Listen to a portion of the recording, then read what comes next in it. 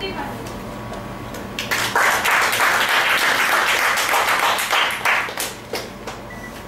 I have lost everything.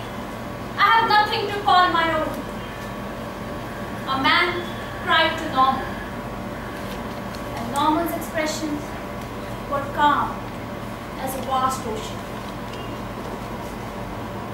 Norman asked, "Do you have something that is still there with you?" And man said, "No, I am a failure, I am a loser, I am a bankrupt, I have lost my business." And Norman smiled. Toastmaster of the day, fellow Toastmasters and guests. Norman Vincent Peale is one of the pastors in the church and one of the biggest motivators in the world.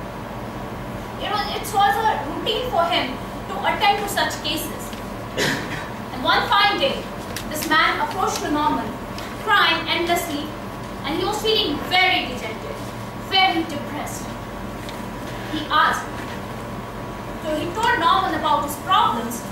Norman asked, "Do you have anything that you can still call your own, or some assets? Let's figure out those assets." Man said, "I have nothing, as I've told you already." Norman said, "Let me ask you some questions." And the first question that Norman put forward is, "Do you have wife? Are you married?" Man screamed. He said, "Yes, I have the most lovable wife in the world. She'll stand by my side no matter what." Norman said, "That's wonderful. Okay, what about your kids? Do you have any?" Norman said, "Yes, I have a wonderful set of kids, and they are like flowers to my garden. They will be there by my side no matter what." Norman said, "That's amazing. What about your friends?" Man said, "I have this wonderful, lovely people in my life who have stepped forward in these times of difficulties and have told me that they will stand by me through my trials and tribulations." Norman said, "That sounds good. And lastly, I want to ask you about your health." Man said, "I am a perfectly healthy person. I am as fit as fiddle and I suffer from no chronic disease at all." Then Norman said, "Wonderful, so you said that you lost everything, but actually you are a rich person. Let me tell you about your assets. You have a wonderful wife, you have lovely children, you have your friends who will stand by you no matter what, and you are a perfectly fit person. So why can't you start again?" Man screamed in joy and said, "Oh yes, I didn't think that way. I can definitely start again and make a new ending. Thank you, Norman. You are a savior." I want to ask all of you right now that what is it that Norman just did? What do you think has Norman just did to this man? Realization. Yes? Self-realization. Yes? Anything else? Help him count his blessings. Yes, very true. Now all these answers that we have said connect to one point. That is, he instilled faith in him. The faith that he has lost in himself. And do you know what happened after that? He turned even into a more successful businessman than he was ever before. So faith is all it takes. Faith is all that is needed to achieve big things in life. And faith is one of the most important things in life. Somebody has truly said that a faith as small as a mustard seed can move the mountains. It was faith that made poverty-stricken Abraham Lincoln President of the United States. It was nothing but faith that made a grief-stricken man who had lost his wife and children conquers the mighty Mount Everest, that is Tenzing Sherpa. It was nothing but the faith that made the man who had lost his 2-year-old daughter put the first step on the moon, that is Neil Armstrong, and also a giant step in the history of humanity. It was all about faith.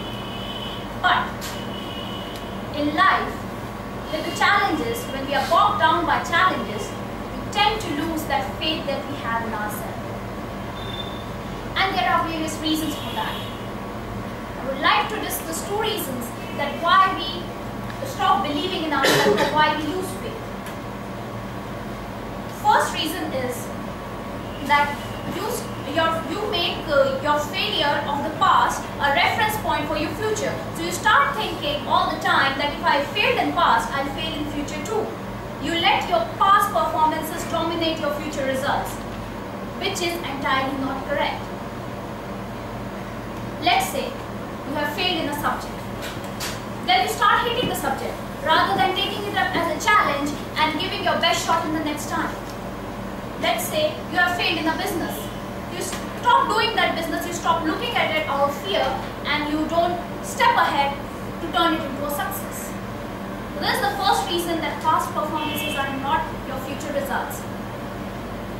And secondly, the deep-seated complex that was drilled in you when you were a child.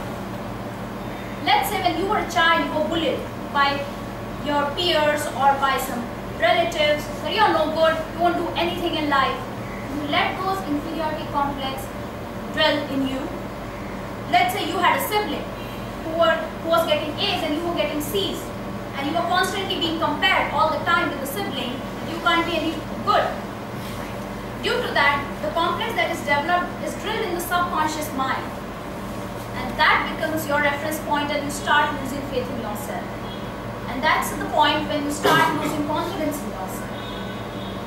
That's about it. There are two things, that is, you let past performances dominate your future results, and secondly, you let your inferiority complex take over your true self. But there's a good news. And the good news is that you can still revive that faith that is lost. And there are techniques for that. So if you just follow 3 methodical techniques, you can definitely get back the faith that you have lost in yourself.